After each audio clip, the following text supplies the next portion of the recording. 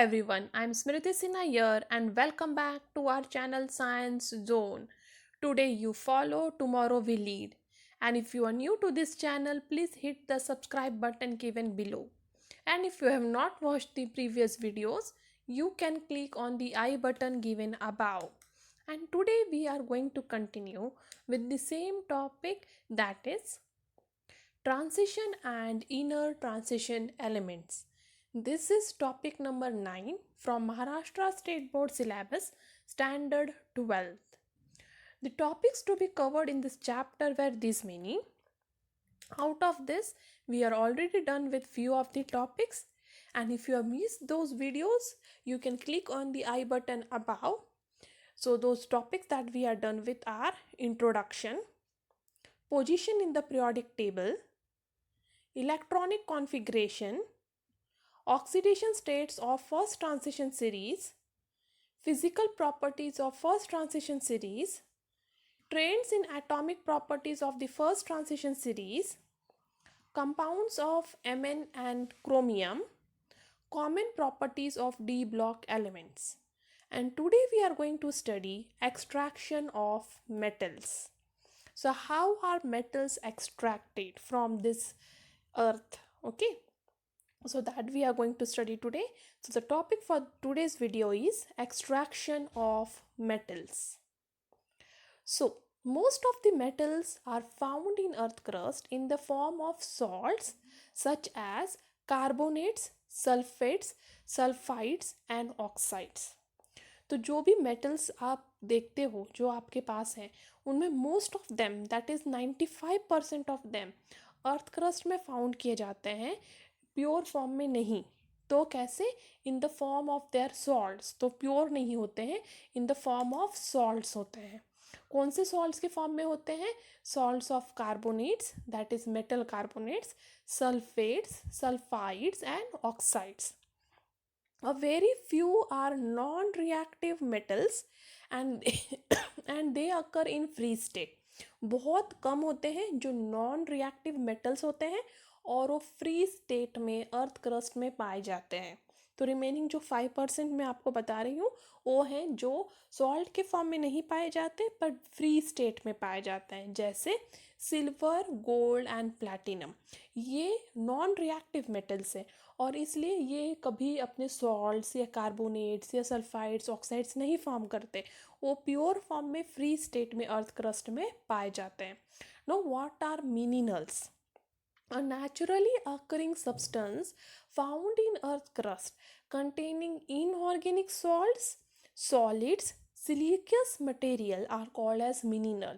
मतलब वो कोई भी नेचुरल अकरिंग सब्सटेंस हो सकता है जो अर्थ क्रस्ट में पाया जाता है और उसमें इनऑर्गेनिक सॉल्ट होते हैं, कुछ सॉलिड मटेरियल होते हैं, कुछ सिलिका के मटेरियल होते हैं. ये सब जो मिक्स करके बनता है उसे कहते हैं mineral. So the mineral which contains high percentage of metal and from which metal can be extracted economically is called as ore. तो all ores are minerals but all minerals are not ore. ये statement समझ लो. सारे ore mineral होते हैं पर सारे mineral ओर नहीं होते. तो ओर के लिए कौन से मिनरल को आप ओर कहोगे?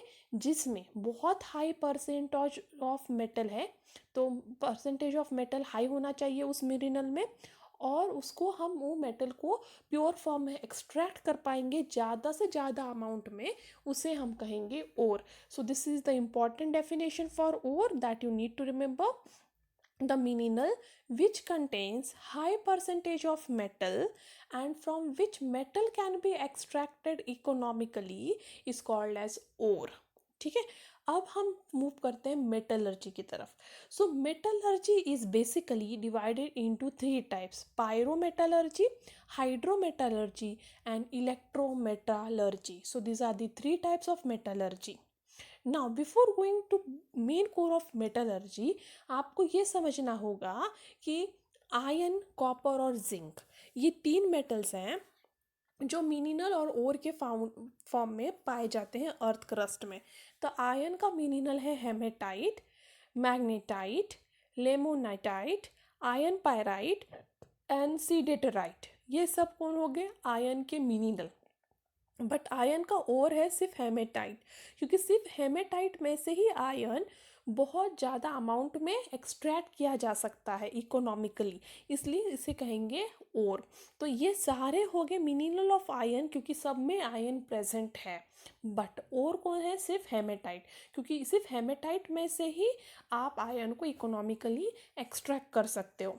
नेक्स्ट, कॉपर का मिनरल है चाल्कोपाराइट, चालोसाइट एंड क्यूपराइट, ठीक है।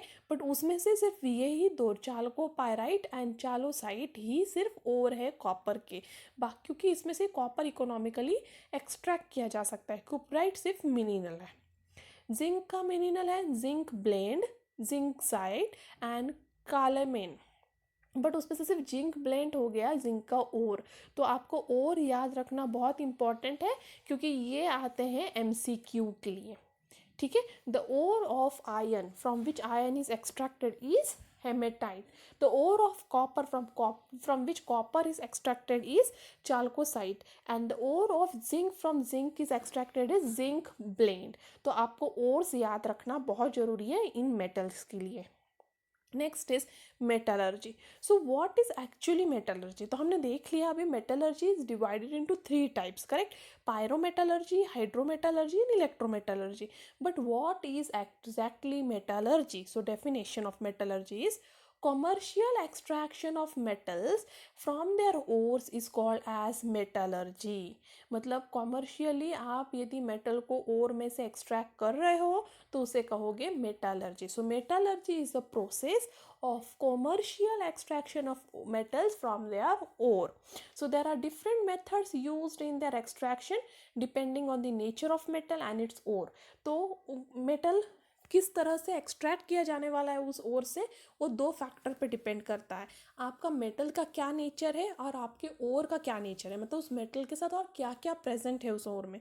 ये 2 फैक्टर डिसाइड करेगा कि कौन से मेथड से आप मेटल को एक्सट्रैक्ट करने वाले हो। तो पहला है पायरोमेटलर्जी। पायरो, ये वर्ड ही समझ गए होंगे कि आप हीट, करेक्ट? पायरोलिसिस मतलब हीट, हीट करके डिसोसिएट करना। So a process in which the ore is reduce to metal at high temperature using reducing agent like carbon, hydrogen, aluminium etcetera is called as pyrometallurgy. Pyrometallurgy कौन सा process है? एक ऐसा process है जिसमें ओर को बहुत हाई टेम्परेचर पे रिड्यूसिंग एजेंट के साथ ट्रीट किया जाता है, जैसे कि कार्बन, हाइड्रोजन, एल्यूमिनियम के साथ, जिससे मेटल एक्सट्रैक्ट हो जाए। तो उसे कहेंगे पायरोमेटालर्जी। नेक्स्ट है हाइड्रोमेटालर्जी। तो वर्ड हाइड्रो ही बताता है कि water, correct? Solution. Hydro means water, that is solution. So the process of extracting metal from aqueous solution of their salts using suitable reducing agent is called as hydrometallurgy। तो hydrometallurgy वो process है जिससे metal को हम extract कर सकते हैं उसके एक्वस सोल्यूशन से, ठीक है। तो सॉल्ट का आपको एक्वस सोल्यूशन बनाना है वाटर में, और उसमें से आपको मेटल एक्सट्रैक्ट करना है यूजिंग सुटेबल रिड्यूसिंग एजेंट, और उसे कहोगे हाइड्रोमेटलर्जी। नेक्स्ट है इलेक्ट्रोमेटलर्जी। तो इलेक्ट्रो वर्ड बताता है इलेक्ट्रोलिसिस, ये वर्ड्स में ही सब मीनिंग है। So a process in which metal is extracted by electrolytic reduction of molten metallic compound is called as electrometallurgy। तो इलेक्ट्रोमेटलर्जी एक ऐसा प्रोसेस है जिसमें इलेक्ट्रोलिटिक रिडक्शन करके आपको मेटल को ओर में से अलग करना है, ठीक है, उसे कहोगे इलेक्ट्रोमेटलर्जी। सो 3 टाइप है, pyrometallurgy, hydrometallurgy and electrometallurgy. Pyrometallurgy में हीट करना है रिड्यूसिंग एजेंट के साथ और मेटल एक्सट्रैक्ट करना है। हाइड्रोमेटलर्जी में एक्वा सोल्यूशन उस सॉल्ट का ट्रीट करना है रिड्यूसिंग एजेंट से और फिर मेटल एक्सट्रैक्ट करना है। और इलेक्ट्रोमेटलर्जी में इलेक्ट्रोलिसिस करके उस मोल्टेन मेटेलिक कंपाउंड को आपको अलग करना है। Now steps involve in process of extraction. तो एक्सट्रैक्शन के प्रोसेस में कौन से स्टेप्स होते हैं? तो पहला है और इम्पॉर्टेंट है कॉन्सेंट्रेशन। तो ये बहुत इंपॉर्टेंट स्टेप है आपके एक्सट्रैक्शन के प्रोसेस में। Why it is important? देखो, आफ्टर माइनिंग द ओर को जब हम अर्थ क्रस्ट से निकालते हैं तो उसका कॉन्सेंट्रेशन किया जाता है। Know what do I mean by concentration? मैं ये बोल रही हूँ कि ओर को हमने अर्थ क्रस्ट से निकाला और उसका कॉन्सेंट्रेशन किया, मतलब हमने क्या किया। तो in this step impurities are termed as gangue. ठीक है, जो इम्प्योरिटी होता है ओर के साथ, ओर में क्या प्रेजेंट है, मेटल हाई अमाउंट में जो हम कमर्शियली निकालने वाले हैं, और उसके साथ कुछ और चीज़ें प्रेजेंट है, वो सारी चीज़ें जो अनवांटेड है मेटल के अलावा, उसे हम कहेंगे गैंग्यू। और उस गैंग्यू को रिमूव करना है, ठीक है, from ore and the ore gets concentrated. तो ये स्टेप में क्या करना है आपको, आपको ओर को निकालना है अर्थ क्रस्ट से, और उससे उसका गैंग्यू बाहर निकालना है, मतलब सारी इम्प्यूरिटी, सारे अनवांटेड सब्सटेंस मेटल के अलावा, वो सब आपको अलग कर देना है।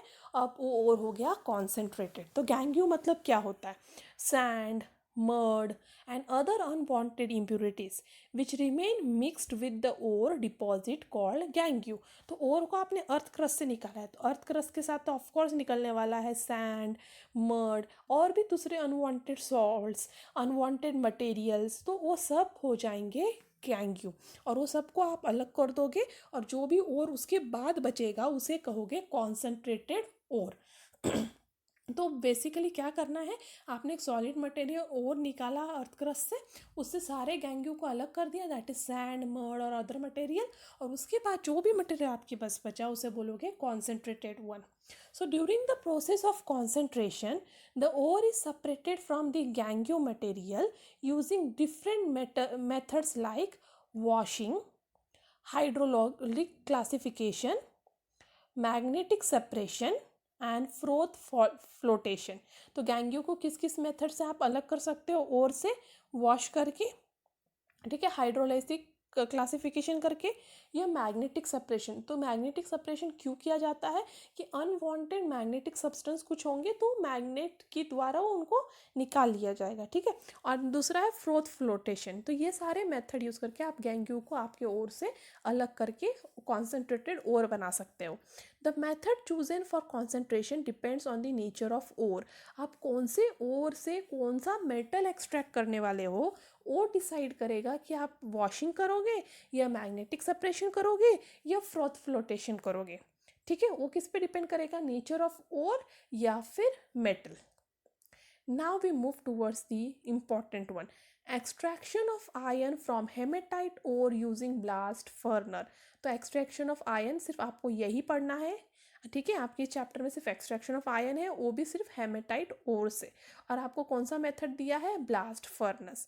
तो एक्सट्रैक्शन ऑफ आयन एक्चुअली बहुत सारे मेथड से किया जाता है, पर मोस्टली ब्लास्ट फर्नेस से किया जाता है, यूज़ किया जाता है। और वो ओर जिससे आयन एक्सट्रैक्ट किया जाता है वो है haematite ore. So composition of haematite ore first. तो हेमेटाइट ओर बना हुआ रहता है Fe2O3 plus SiO2 plus Al2O3 plus phosphates. So haematite ore का कॉम्पोजिशन क्या क्या है, Fe2O3, SiO2, Al2O3 plus phosphates. उसमें से गैंग्यू कौन सा है, SiO2 एंड Al2O3, ये दोनों हो गया है गैंग्यू। अब iron is extracted from hematite ore by its reduction using coke and limestone। तो हेमेटाइट ओर में से आयन किससे निकाला जाता है, by reduction of coke and limestone. तो यहाँ पे रिड्यूसिंग एजेंट कौन हो गया, coke and limestone. Carbon in the limestone is reduce to carbon monoxide. Carbon जो भी प्रेजेंट है लाइमस्टोन में वो किस में रिड्यूस हो जाएगा, कार्बन मोनोऑक्साइड में। और carbon plus carbon monoxide together reduce Fe2O3 to metallic iron. और इस तरह से आप आयन को आपके हेमेटाइट ओर से एक्सट्रैक्ट कर सकते हो। तो यहाँ पे एक्सट्रैक्शन किसके हेल्प से हो रहा है, Coke and limestone, basically carbon के हेल्प से। Carbon and carbon monoxide Fe2O3 जो भी ओर में प्रेजेंट है उसको रिड्यूस करके किस में बना देगा, आयन में। limestone acts as flux and it combines with the gangue material to form molten sludge। ठीक है, लाइमस्टोन किसकी तरह एक्ट करता है, फ्लक्स की तरह, और वो क्या करता है, गैंग्यू मटेरियल के साथ कॉम्बाइन होकर एक मोल्टन स्लज बनाता है, जिससे आपका गैंग्यू अलग हो जाता है ओर से। Now, extraction of iron from hematite ore involves following steps। ठीक है, अभी हम लोग स्टेप्स देखने वाले हैं। पहला है कॉन्सेंट्रेशन। कोई भी ओर एक्सट्रैक्शन में सबसे फर्स्ट स्टेप होता है कॉन्सेंट्रेशन, गेंगियो को अलग करना, अनवांटेड मटेरियल को अलग करना। So the powdered ore, first you have to take your ore from earth surface और उसको पाउडर बनाना है। So the powdered ore is washed in a powerful current of water introduce into the hydraulic classifier. Actually एक hydraulic classifier एक बड़ा सा instrument होता है जिसमें बहुत ज़्यादा स्पीड में वाटर करंट फ्लो होते हैं, और उस पाउडर ओर को उसमें रखा जाता है और उसकी सरफेस पे से बहुत ज़ोर से हाई करंट ऑफ वाटर को फ्लो किया जाता है। उससे क्या होता है, जो लाइटर पार्टिकल्स ऑफ गैंग्यू हैं, वो लाइटर पार्टिकल्स ऑफ गैंग्यू क्या होते हैं, उस वाटर फ्लो के साथ वॉश आउट हो जाते हैं और सेपरेट हो जाते हैं, और आपका ओर कॉन्सेंट्रेट होके बॉटम में रह जाता है। तो आप इसको इमेजिन कर सकते हो कि आप जब आप किचन में राइस वॉश करती है तो आपने नोटिस किया होगा, पानी डालते ही जो भी लाइटर मटेरियल्स होते हैं वो पानी के साथ ऊपर ऊपर आ जाते हैं और हम उसे डिकैंड कर देते हैं, मतलब बेसिन में डाल देते हो पानी, और नीचे बच जाता है हमारा प्योर क्लीन राइस। वैसे ही ये है। तो आपको पाउडर और लेना है और उसको हाइड्रोलिक क्लासीफायर में रखना है, उसके ऊपर से जोर से high power of current of water को फ्लो करवाना है। तो जो भी लाइटर पार्टिकल्स ऑफ गैंग्यू होंगे उस वाटर के साथ वॉश हो जाएंगे और नीचे जो बचेगा एट द बॉटम होगा कॉन्सेंट्रेटेड ओर। सेकेंड स्टेप है roasting. So the concentrated ore is heated in current of air. जो भी कॉन्सेंट्रेटेड ओर है, अब तो उसमें वाटर पास हुआ है तो अब उसको हीट करना है, किसमें, करंट ऑफ एयर में। So the sulphur and arsenic impurities present in the ore are converted to their oxides and escape as vapour. तो क्यों उसको हीट करना होता है करंट ऑफ एयर में, कि सल्फर और आर्सेनिक, जो भी इम्प्यूरिटी सल्फर और आर्सेनिक वाला बचा है उस ओर में, वो एयर के साथ रिएक्ट करता है। एयर में क्या होता है, ऑक्सीजन, करेक्ट। एयर के साथ रिएक्ट करता है मतलब किसके साथ रिएक्ट करता है, ऑक्सीजन के साथ। और सल्फर ऑक्साइड और आर्सेनिक का ऑक्साइड बनता है, और वो ऑक्साइड होता है गैशियस और इसलिए वेपर के फॉर्म में वो स्केप हो जाता है, और बचता है आपके पास ferrous oxide in the ore is converted to Fe2O3। तो ओर में क्या है, FeO। FeO भी ऑक्सीजन के साथ रिएक्ट करेगा और बनेगा Fe2O3। तो रोस्टिंग का क्या फ़ायदा है, रोस्टिंग के दो फायदे हैं। पहला कि सल्फर और आर्सेनिक के ऑक्साइड्स बन के सल्फर और आर्सेनिक की इम्प्यूरिटीज निकल जाते हैं ओर में से। और सेकेंड है कि आपका फेरस ऑक्साइड कन्वर्ट हो जाता है Fe2O3 में, and the roasted ore is then converted into lumps by sintering. तो लम्प्स मतलब उसके छोटे छोटे गोले जैसे बना दिए जाते हैं बाय सिंटरिंग प्रोसेस से। थर्ड है रिडक्शन। रिडक्शन को स्मेल्टिंग भी बोलते हैं। This step is carried out in blast furnace. अब आता है ब्लास्ट फर्नस। पहले तो हमने ओर को कॉन्सेंट्रेट किया, फिर रोस्ट किया, अब हम डालेंगे उसको ब्लास्ट फर्नस में। तो sintering, that is the reduction, is carried out in blast furnace. Blast furnace is a tall cylindrical steel tower which is lined with refractory bricks. तो ये है आपका ब्लास्ट फर्नर, जो टॉल टावर है और वो किससे ये लाइन अप किया गया है, ब्रिक्स से। ठीक है, तो this is the blast furnace which is a tall tower which is lined up with the brick. Okay, so this is the blast furnace. और the height of this tower is 25 metre. इस tower का height कितना होता है, 25 metre. ये values आपको learn रखना है। Its diameter varies between 5 and 10 metre. तो इसका हाइट होता है 25 मीटर और उसका डायमीटर हो सकता है 5 से लेके 10 मीटर तक, depends. So the furnace works on counter current principle where the charge comes down and hot gases move up to the tower. तो ये फर्नस का प्रिंसिपल क्या है, ये पूछा जा सकता है। तो ये फर्नस का प्रिंसिपल है counter current.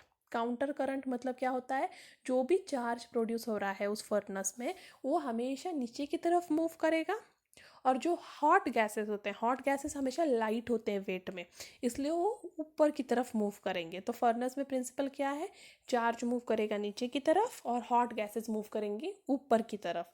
Now the furnace is comprise of 3 parts, hearth, bosh and stack. ठीक है, ये ब्लास्ट फर्नस 3 पार्ट में डिवाइडेड है, हर्ट, बोश एंड स्टाक। अब the charge containing ore and limestone is introduced into the furnace through a cap and cone arrangement. तो उस furnace के अंदर क्या होता है, कैप एंड कोन अरेंजमेंट होता है. Cap and cone arrangement through उसके अंदर से ही ओर और लाइमस्टोन का मिक्सचर उस फर्नेस में डाला जाता है. लाइमस्टोन रिड्यूसिंग एजेंट है और ओर वो मटेरियल जिससे हमको आयन एक्सट्रैक्ट करना है. Now in this arrangement the cone enables uniform distribution of charge and the cup prevents the loss of gases. तो अब कोन और कप का यूजेस क्या है उस फर्नेस में. कोन क्या करता है, यूनिफॉर्म डिस्ट्रीब्यूशन ऑफ चार्ज करता है. जो चार्ज नीचे की तरफ मूव होने वाला है वो यूनिफॉर्मली पूरा ब्लास्ट फर्नेस में डिवाइड हो जाए. ठीक है, एक ही जगह कॉन्सेंट्रेट नहीं रहना चाहिए, वो चार्ज पूरी तरह वो फैल जाना चाहिए ब्लास्ट फर्नेस में. तो वो काम कौन करता है, कोन. और कप का काम क्या है, जो भी गैसेस ऊपर की तरफ मूव हो रहे हैं वो ब्लास्ट फर्नेस से बाहर नहीं जाने चाहिए. ठीक है, वो ब्लास्ट फर्नेस के अंदर ही रहने चाहिए. तो वो गैसेस को अंदर ही रखने का काम कौन करता है, cup. A blast of preheated air is introduced into the furnace below the bosch. bosch के नीचे से एक बहुत preheated air उसमें blast furnace के अंदर पास किया जाता है. The charge and hot air come in contact with each other and various reaction takes place. और bosch के नीचे से जब भी वो hot air को पास किया जाता है तो क्या होता है, hot air और जो charge है, charge मतलब क्या होता है हमारा ओर, पूरा ओर कंटेंट. ठीक है, वो ओर का कंटेंट और जो हॉट एयर है वो कांटेक्ट में आते हैं और बहुत सारा रिएक्शन होता है जिससे आयन अलग होता है. तो बेसिकली ये सारे प्रोसेसेस है, ये फ्लो चार्ट में दिया हुआ है. तो आयन ओर को लिया जाता है. ठीक है, फिर उसके बाद उसको क्रश किया जाता है. क्रश किया जाता है मतलब तोड़ा जाता है. फिर उसको ग्राइंड किया जाता है मतलब पाउडर किया जाता है. क्रश और ग्राइंड करने के बाद उस ओर को कॉन्सेंट्रेट किया जाता है. ठीक है, हाइड्रोलिक उस इंस्ट्रूमेंट में जिससे वाटर पास आउट करके और फिर जो भी नीचे बचेगा हमारा वो रहेगा कॉन्सेंट्रेटेड ओर. उस कॉन्सेंट्रेटेड ओर को आप कॉन्सेंट्रेट किस प्रोसेस से कर सकते हो, मैग्नेटिक सेपरेशन से या फिर ग्रेविटिक सेपरेशन से या फिर लीचिंग से या फिर फ्रोथ फ्लोटेशन से. ठीक है, ये 4 मेथड यूज़ करके आप अपना आयन ओर को कॉन्सेंट्रेट कर सकते हो. किससे किससे, magnetic separation, gravitic separation, then leaching, froth flotation. अभी कॉन्सेंट्रेटेड ओर होता है रिड्यूस बाय रिडक्शन. रिडक्शन कौन कौन से मेथड से कर सकते हो, either you can reduce by coke और रिडक्शन बाय कार्बन मोनोऑक्साइड, और you can reduce by heat, और you can reduce by aluminium, और रिड्यूस बाय इलेक्ट्रोलिसिस. तो reduction of this haematite ore और आयन ओर को किससे किससे हो सकता है, reduction by coke, reduction by carbon monoxide, reduction by heat, reduction by aluminium और रिडक्शन बाय इलेक्ट्रोलिसिस. एक बार रिडक्शन हो गया उसके बाद हम जाएंगे रिफाइनिंग की तरफ.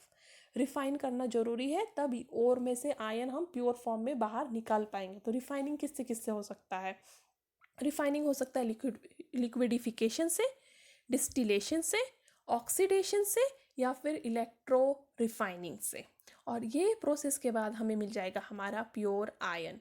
तो आयन और कन्वर्ट हो गया प्योर आयन में. तो कौन कौन से स्टेप्स हैं, 5 स्टेप्स है. पहला है क्रशिंग, देन है grinding, then concentration, then reduction and then refining. ये 5 स्टेप्स से आपका आयन और कन्वर्ट हो जाता है प्योर आयन में. ठीक है, अब ये है आपका ब्लास्ट फर्नेस. इस ब्लास्ट फर्नेस में आपका हर्ट है यहाँ, फिर आपका बॉश है यहाँ जहाँ से हॉट एयर पास किया जाता है, चार्ज और हॉट एयर कांटेक्ट में आते हैं और उसके बाद आपका चार्ज और हॉट एयर रिएक्ट करके एक दूसरे के साथ बहुत सारे रिएक्शन देते हैं. ठीक है, और ये रह गया आपका स्टाक. तो अभी क्या होता है, आपका हॉट एयर ऊपर की तरफ मूव करता है मतलब स्टाक की तरफ, और आपका चार्ज मटेरियल नीचे की तरफ मूव करता है मतलब हर्ट की तरफ. ठीक है, तो इस तरह से आपका ये ब्लास्ट फर्नेस काम करता है. ब्लास्ट फर्नेस का लेंथ क्या होता है 25 मीटर और डायमीटर वेरी करता है 5 से 10 मीटर के बीच में. और ये सारे रिएक्शंस इस ब्लास्ट फर्नेस में किधर हो रहे हैं और क्या क्या हो रहा है इस ब्लास्ट फर्नेस के कौन से एरिया में, वो सब दिया हुआ है. सो चार्ज डिस्ट्रीब्यूशन ऊपर देखो, बर्डन चार्जिंग ऊपर से किया जाता है, चार्ज डिस्ट्रीब्यूशन इधर होता है, लो टेम्परेचर डिस्ट्रीब्यूशन इस एरिया में होता है, इनडायरेक्ट रिडक्शन यहाँ पे होता है. ठीक है, एंड सो ऑन. तो अभी ये क्या हो रहा है वो अभी हम देखने वाले हैं, ये रिएक्शंस क्या हो रहे हैं। यहाँ पे तो ठीक से नहीं समझ रहा तो मैं एक्सप्लेन कर देती हूँ। So reactions in the blast furnace. So there are 3 different zones in blast furnace, ठीक है।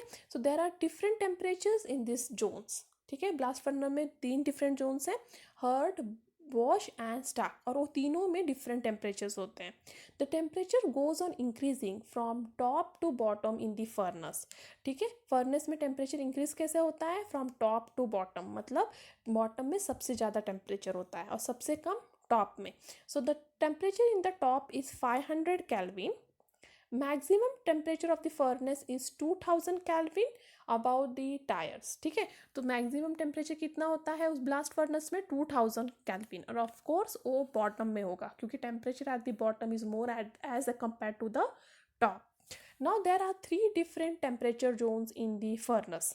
फर्नेस में कितने डिफरेंट टेम्परेचर जोन्स है, 3। पहला है zone of combustion, next is zone of reduction, and third is zone of slag formation. अब बात करते हैं zone of combustion. So zone of combustion is combustion of coke with O2 in the air. तो combustion, zone of combustion में क्या होता है, coke combust होता है विथ O2 इन एयर और कन्वर्ट हो जाता है कार्बन मोनोऑक्साइड में। सो जोन ऑफ कंबशन में coke with air, oxygen in air react होता है। जोन ऑफ रिडक्शन में होता है reduction of Fe2O3 to metallic iron. तो जोन ऑफ रिडक्शन में क्या होने वाला है, Fe2O3 रिड्यूस होने वाला है मेटेलिक आयन में। जोन ऑफ स्लैग फॉर्मेशन में क्या होने वाला है, formation of slag by reaction of गैंग्यू with limestone. तो जोन ऑफ स्लैग फॉर्मेशन में क्या होने वाला है, गैंग्यू रिएक्ट करने वाला है लाइमस्टोन के साथ और फॉर्म होने वाला है आपका स्लैग, ठीक है। तो जोन ऑफ कंबशन में कोक प्लस O2 रिएक्ट करके बनेगा carbon monoxide. Zone of reduction में Fe2O3 बनेगा pure iron, and zone of slag formation में gangue will react with the limestone to give you slag. Now see the reactions. So these are the chemical reaction taking place in the different zone of blast furnace. So let's begin with the zone of combustion. So this is 5 to 10 metre from the bottom. Zone of combustion कहाँ पे है, नीचे से 5 से 10 metre, क्योंकि पूरे blast furnace का height तो होता है 25 मीटर। तो जोन ऑफ कंबशन कहाँ है, 5 to 10 metre from bottom. The hot air blown through the tires react with coke from the charge to form CO। तो मैंने आपको बताया है जोन ऑफ कंबशन में क्या होता है, carbon reacts with the O2 in air to give you CO। तो हॉट एयर एक्चुअली फर्नेस के अंदर पास किया जाता है जिसके साथ कोक रिएक्ट करता है और बनाता है carbon monoxide. Now this reaction is highly exothermic, मतलब वो high amount of in heat release करता है। एक्सोथर्मिक मतलब हीट रिलीज करता है। Does the temperature of this zone is 2000 kelvin, और इसलिए हम कहते हैं temperature of the low part of the blast furnace is very high. क्यों हाई होता है, क्योंकि वहाँ पे कार्बन मोनोऑक्साइड जनरेट होता है और वो एक्सोथर्मिक रिएक्शन है। Some of the CO formed dissociates to give finely divided carbon। और देखो यहाँ पे बहुत सारा CO बनने वाला है, पर उसमें से कुछ CO अभी आपका डिकम्पोज हो जाएगा, क्योंकि इतना हाई टेम्परेचर होता है उस एरिया में, उस ब्लास्ट फर्नेस के उस एरिया में इतना ज़्यादा हाई टेम्परेचर होता है कि कुछ CO मॉलिक्यूल जो बन रहा है वो डिसोसिएट हो जाएगा देने के लिए finally divided carbon plus oxygen. The hot gas rich in carbon monoxide rises upwards in blast furnace। और hot gas आपको पता है हमेशा कि लाइटर होता है वेट में, और इसलिए वो ऊपर की तरफ मूव होने लगेगा ब्लास्ट फर्नेस में, क्योंकि वो लाइट इन वेट होता है। The charge coming down gets heated and reacts with CO। और ये हॉट गैस क्या करता है, चार्ज तो हमने ऊपर से डाला है, तो वो चार्ज जो ऊपर से आ रहा है नीचे की तरफ, CO क्या करेगा, उसके साथ रिएक्ट करेगा। और CO तो बहुत ही ज़्यादा गर्म है, तो वो हीट भी कर देगा चार्ज को और उसके साथ रिएक्ट भी हो जाएगा। एंड यहाँ पे CO कैसे काम करता है, CO काम करता है फ्यूएल, मतलब वो हीट करने के लिए भी काम कर रहा है, करेक्ट। तो फ्यूएल एंड रिड्यूसिंग एजेंट। तो यहाँ पे CO का 2 रोल है। जो CO ऊपर की तरफ मूव हो रहा है उसके 2 रोल है। क्या रोल है, एक तो वो आपके चार्ज को गर्म करने वाला है इसलिए फ्यूएल, और एक तो वो रिड्यूस भी करने वाला है इसलिए रिड्यूसिंग एजेंट। नेक्स्ट है zone of reduction. Zone of reduction होता है 22 to 25 metre near the top, ठीक है। तो टॉप के 22 या 25 मीटर के एरिया में। ठीक है, 22 से लेके 25 मीटर के एरिया में, ऊपर के एरिया में होता है zone of reduction. Here the temperature is around 900 kelvin, तो at the top temperature low होता है, ठीक है, बिलो एक्सोथर्मिक रिएक्शन हो रहा है इसलिए टेम्परेचर हाई है, बट अबाउ टेम्परेचर लो होता है, दैट इज 900 केल्विन। यहाँ पे Fe2O3 is reduce to spongy iron by CO, तो यहाँ पे क्या होता है, रिडक्शन ऑफ Fe2O3 होता है और वो बनता है आयन, और रिड्यूसिंग एजेंट कौन है, कार्बन मोनोऑक्साइड, और ये कहाँ जनरेट हुआ है, at the zone of combustion में। तो Fe2O3 plus 3 molecule of CO gives you 2Fe plus 3CO2, और यहाँ पे आपका जो हेमेटाइट ओर है वो कन्वर्ट हो गया है प्योर आयन में with the help of reducing agent carbon monoxide. Some amount of Fe2O3 is reduced to ion by carbon also. तो कार्बन से कहाँ, ये कार्बन आया कहाँ से, जो कार्बन मोनोऑक्साइड डिसोसिएट होके कार्बन दे रहा है, ये कार्बन वेस्ट नहीं हो रहा है, ये कार्बन भी आपके Fe2O3 को रिड्यूस करने के लिए हेल्प कर रहा है। तो ये कार्बन कहाँ से आया, by decomposition of your carbon monoxide. तो कार्बन मोनोऑक्साइड डिसोसिएट होके जो कार्बन दिया है वो भी आपके Fe2O3 के साथ रिएक्ट करके देने वाला है 2Fe प्लस 3O। तो Fe2O3 Fe में दो रिड्यूसिंग एजेंट से रिड्यूस हो रहा है, एक तो है CO, सेकेंड है कार्बन। नेक्स्ट है जोन ऑफ स्लाग फॉर्मेशन, जो है 20 मीटर यूनिट में। तो नीचे वाला यूनिट हो गया आपका जोन ऑफ, ठीक है, जोन ऑफ कंबशन, ऊपर वाला सबसे हो गया जोन ऑफ रिडक्शन, अब बीच वाला है zone of slag formation. So the gangue present in the ore is converted to slag, ठीक है, लाइमस्टोन और गैंग्यू रिएक्ट करते हैं और क्या बनाते हैं, वो बनाते हैं slag. This slag can be use for making road foundation, और ये स्लाग एक्चुअली वेस्ट मटेरियल नहीं होता है, भले वो गैंग्यू से अनवांटेड मटेरियल से बना है, बट ये रोड फाउंडेशन के लिए बहुत अच्छा है। सो temperature of this zone is around 1200 kelvin, और इस जोन का टेम्परेचर क्या होता है, ये जोन का टेम्परेचर होता है बिटवीन, नीचे वाले का टेम्परेचर क्या था 2000 केल्विन, ऊपर वाला का था 900, और बीच वाले का होगा 1200 kelvin. So the gangue now contains here silica, alumina and phosphates. तो गैंग्यू में कौन से अनवांटेड मटेरियल है, सिलिका, एल्यूमिनियम एंड फॉस्फेट्स।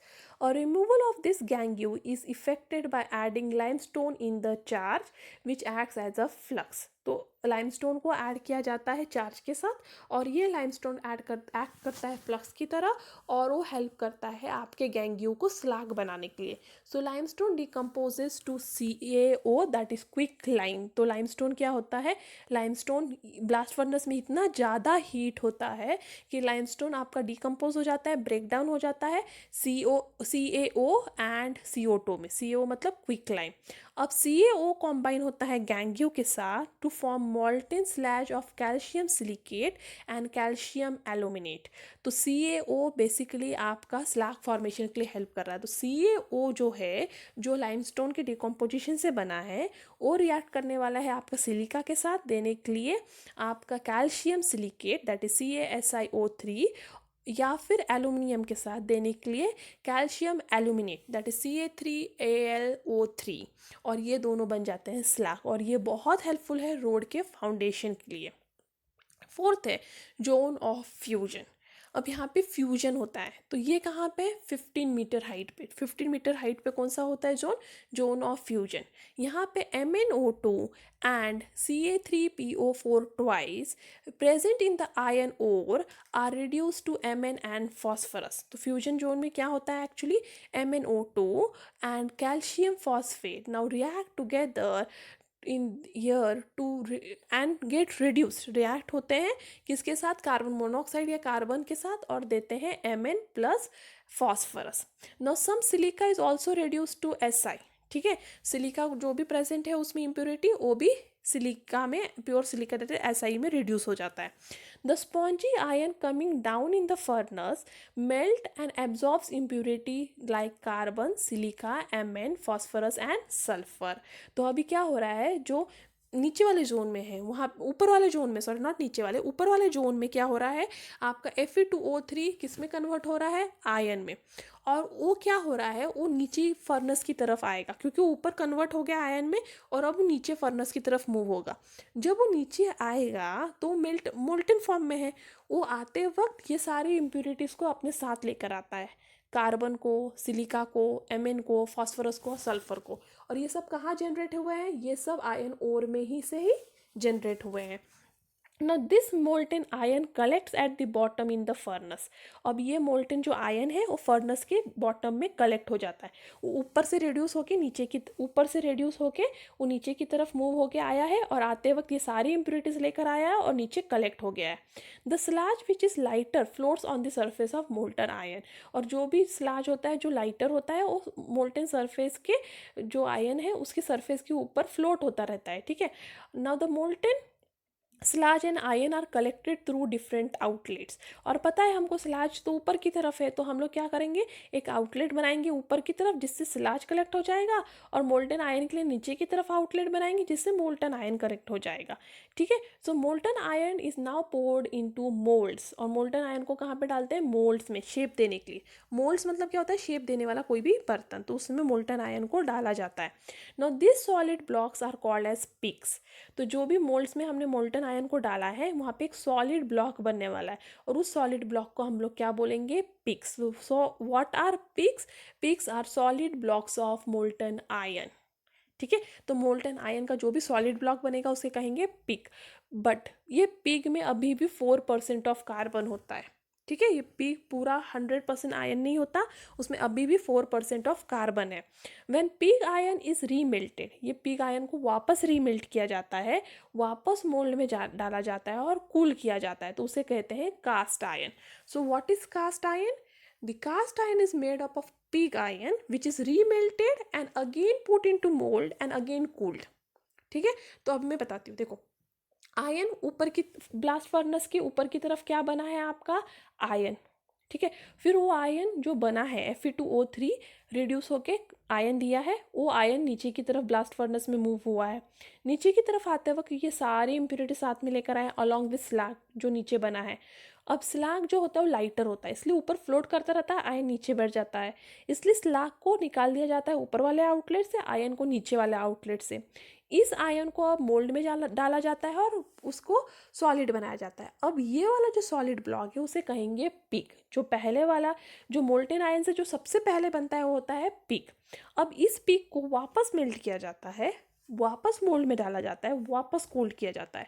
ये सेकेंड टाइप जब उसको मेल्ट करके वापस कूल किया गया है तो पिक क्या बन जाता है, कास्ट आयन। तो आपको याद रखना है, पहले Fe है, Fe बन रहा है पिक, पिक बन रहा है cast iron. Now the waste gases such as N2, CO, CO2 escape through the outlet at the top, ठीक है। ये सारे वेस्ट गैसेज हैं, हमें कुछ काम के नहीं है, वो सब ऊपर से आउटलेट से निकल जाते हैं क्योंकि वो हॉट होते हैं, इसलिए लाइटर होते हैं, इसलिए ब्लास्ट फर्नेस में ऊपर की तरफ मूव होते हैं और ऊपर से निकल जाते हैं। This hot gases are use for pre heating the blast of air. और ये यूजफुल क्यों होते हैं, क्योंकि इतने हॉट होते हैं कि वो pre heating of blast of air के लिए काम आते हैं। Next is refining. अब हमें पिग मिल गया है, हमें कास्ट आयरन मिल गया, अब हम रिफाइन कैसे करेंगे। Pure iron can be obtained by electrolytic refining of impure iron और other methods given in the flow chart. तो हमने फ्लो चार्ट में तो देख लिया है कौन कौन से मेथड्स हैं, वो सारे मेथड्स यूज़ करके हम लोग electrolytic refining of pure ion कर सकते हैं। इलेक्ट्रोलिसिस से कर सकते हैं या फिर वो भी बाकी जो भी मेथड दिया हुआ है उस फ्लो चार्ट में वो यूज़ करके आप कर सकते हो। The choice of extraction technique is governed by following factors. तो कौन से फैक्टर्स डिसाइड करेंगे कि हम लोग एक्सट्रैक्शन, रिफाइनिंग, ये सब प्रोसेस कौन से मेथड से करेंगे। पहला है नेचर ऑफ ओर, ओर का नेचर क्या है, ठीक है। Second, ability and cost of reducing agent, आपके पास कौन सा रिड्यूसिंग एजेंट अवेलेबल है और कौन सा सबसे कम कॉस्ट में अवेलेबल है, तो वो डिसाइड करेगा कि हम और कौन से मेथड से एक्सट्रैक्ट करेंगे। जनरली कोक यूज़ किया जाता है क्योंकि कोक सबसे चीप मिलने वाला रिड्यूसिंग एजेंट है। Then ability of hydraulic power आपके पास अवेलेबल है कि नहीं। Next purity of product required, आपको जो मेटल मिलने वाला है वो आपको कितना प्योर चाहिए, 100% प्योर चाहिए कि 50% प्योर चाहिए, तो वो भी डिसाइड करने वाला है कि आप कौन सा मेथड यूज़ करोगे प्यूरिफिकेशन ऑफ दैट ओर के लिए। नेक्स्ट है वैल्यू ऑफ बाई प्रोडक्ट्स, तो बाई प्रोडक्ट जो भी बनने वाले हैं उसका आपका क्या यूज़ है, क्या वैल्यू है, तो वो भी डिसाइड करेगा कि कौन सा मेथड यूज़ करोगे। यदि आपका बाई प्रोडक्ट आपको एक्सट्रैक्ट करना है तो आपको ऐसा कोई मेथड यूज़ करना होगा जिससे बाई प्रोडक्ट वेस्ट ना हो और आपको वो भी एक्सट्रैक्ट कर पाए। जैसे SO2 obtain during roasting of sulphide ores is very good for H2SO4 manufacturing. तो SO2 कब बनता है, रोस्टिंग ऑफ सल्फाइड ओर से, और वो H2SO4 के मैन्युफैक्चरिंग के लिए यूज़फुल है। This are the different zones of blast furnace, उनमें केमिकल चेंजेस कौन से हो रहे हैं और कौन से रिएक्शन दिख रहे हैं वो दिया हुआ है एक समरी के फॉर्म में। तो टेम्परेचर 500 मतलब एकदम टॉप पे, वहाँ पे होता है loss of moisture from ore, just simple roasting हो रहा है मतलब जिससे मॉइस्चर निकल जाए ओर में से। 900 केल्विन के टेम्परेचर पे उसके थोड़े नीचे reduction of ore by CO, तो Fe2O3 आपका कन्वर्ट हो जाता है Fe में with the help of CO। 1200 वाले जोन में होता है decomposition of lime, that is CaCO3, CaCO3 is converted to CaO, that is quick lime. 1500 वाले में होता है reduction of ore by carbon, that is Fe2O3 is reduce by carbon to Fe again.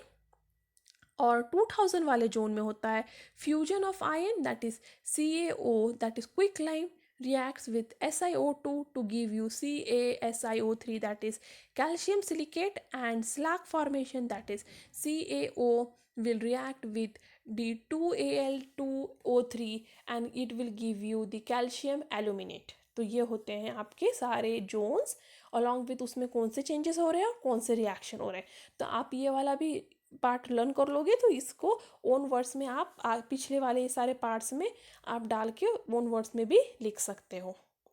Now there are 3 forms of available iron. First is cast iron, wrought iron and steel.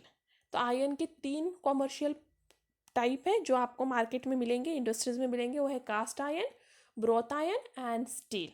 Know what are their difference, और ये बहुत important है, difference याद रखना है, इस पर fix एक क्वेश्चन आता है, so this is an important part.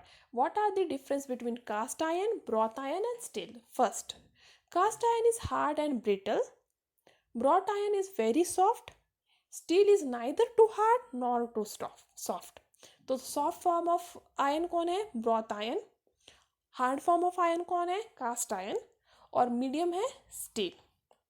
Cast iron contains 4% of carbon, wrought iron contains less than 0.2% of carbon, और steel contains 0.2 to 2% of carbon. सो सबसे ज़्यादा कार्बन किस में होता है, कास्ट आयन में, सबसे कम कार्बन किस में होता है, ब्रॉट आयन में। कास्ट आयन का यूज़ क्या है, it is use for making pipes, manufacturing automotive parts, pots, pans, utensils. Wrought iron का यूज़ है, it is use for making pipes, bars for stay bolts, engine bolts and rivets. Steel का use है, it is use for building infrastructure, tools, ships, automobiles, weapons etcetera. तो ये 3 differences आपको याद रखने हैं। So that's all for today.